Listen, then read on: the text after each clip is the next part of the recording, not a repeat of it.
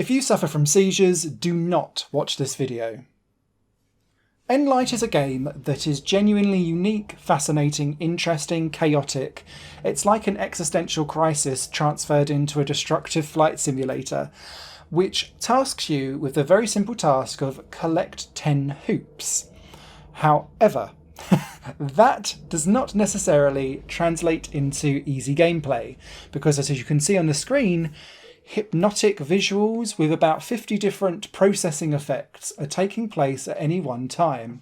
And so as the world collapses in on itself and transmutes and warps and twists itself into some kind of chaotic explosion of energy and blocks, you're just looking for 10 hoops in the middle that you'll be able to fly towards safely and either hit or fly through. Flying through blocks gives you, or the hoop, gives you a momentary piece of invisibility or invincibility that allows you to then smash everything out of the way as you blast through it, which can be quite handy when you're facing a ginormous wall of all kinds of things that as you get through the game transfers from just being ouch I hurt my shield to sometimes being instant game over and retries of a level. However, sometimes it's better to just glance the edge of a hoop, because doing so slows you down, which then means that your turning circle is better and it allows you to be able to capture more hoops quickly. Quite often hoops can be found in clumps, and so doing this with the first one then enables you to maybe get 2 or 3 in one fell swoop, thus making the level shorter and potentially more survivable. Each game that you play in Endlight has an idea of where these levels are coming from. I believe they're procedurally generated based on themes, and so you might have a level called Icicle 1, but that kind of feels slightly different every single time. I'm not 100% sure of this because levels are so vast and repeating that sometimes you can veer wildly off course and have a very different experience because you're in a different part of the level that's tunneling past you compared to where you should be. And because some levels are quite open, some are like tunnels that you have to really stay inside it, and others are more like just worlds repeating and collapsing in on themselves and shape-shifting from large to small, it's really difficult to know if you're playing that same level again or not. And that's part of its charm, because you get lost in this hypnotic world that just draws you in and is so aggressively brutalistic and angry at you for everything that you do. It becomes like a sensory overload, and that's the whole point of Endlight, is that it's trying to provide sensory overload.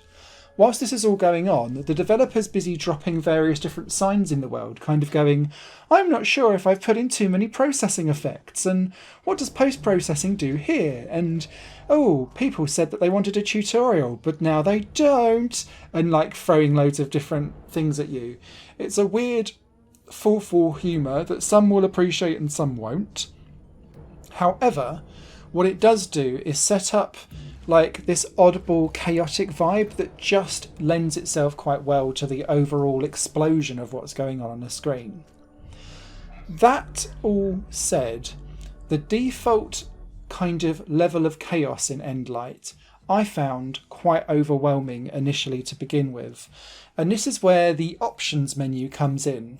The options menu, which is superbly voiced over from an accessibility point of view, I'd imagine, but also just so that you know what you're turning on and off, allows you to alter just exactly how much is going on screen. I don't know if Endlight necessarily is going to be an absolute performance smash for your PC. I'd imagine it probably would be, but some things affect the gameplay, some things just affect the visual chaos that's on screen, and some things just allow you to have less of a strain on your PC essentially. So you can really customize the level of chaos that's going on throughout the level. So if you find some things particularly really tricky, or you just want to experience the most trippy graphics ever without the worry of like having a game over and restarting again, you can just make your ship invincible. And off and away you go, and that's one way of experiencing Endlight. I would argue that that probably misses some of the point, because genuinely it is like a harem-scarem roller coaster trying to like squeeze yourself through the tiniest gaps and hearing like the scrape of the metallic material as you kind of scrape your way through, kind of going, whoof, just made it, and hoping that you survive for yet more to come.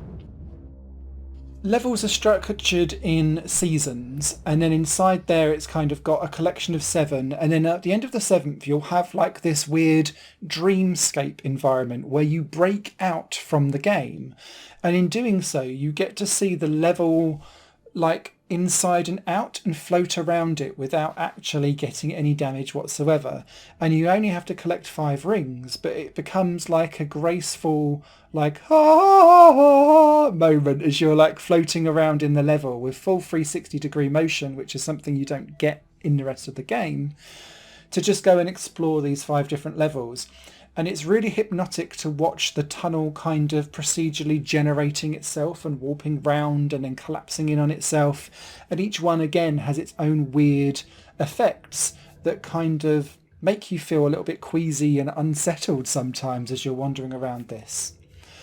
Endlight is definitely style, perhaps over, I'm not going to say substance, but gameplay ability, because I found sometimes there was just so much going on the screen I didn't actually know what the hell was going on, and then I'd realised that I'd veered out of the level and crashed out the tunnel and then had to hurt myself to get back in again.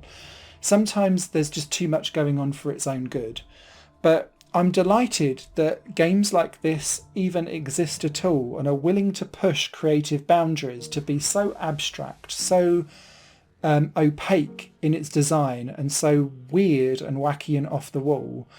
Like, there needs to be a place and an outlet for games like this to exist, and I will forever keep adding these to my wish list and keeping an eye on them, and supporting these types of games and producing content about it going forward, because I think it's important.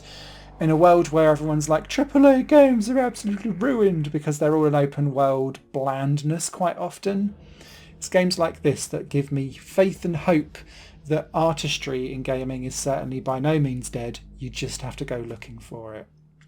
The closest game that I would say that emulates Endlight in terms of an experience would be Dyad on the PlayStation 3. That game was equally hypnotic, tunnel vision, trying to avoid things and survive stuff. Very, very similar in terms of style. I'd probably say maybe Space Giraffe would be another good reference point for this game too, although this is far more off the wall and like not open plan, but just you need to go in with a very open mind for Endlight to be able to enjoy it to its fullest. And yeah, I hope you've survived this and you've not felt sick. Written review will be over on highplayinggames.com. Delighted this exists, even if it's going to be a challenging play for many people. Higher Plane Games is part of the Higher Plane Network, a completely independent media outlet supported by people like you. The goal is to create the best possible content that cultivates a richer indie scene for games as well as music and entertainment. To find out more and to get involved, visit patreon.com/higherplane-network. Your support makes all the difference, and in return you'll gain access to bonus content and downloads. Thank you for watching.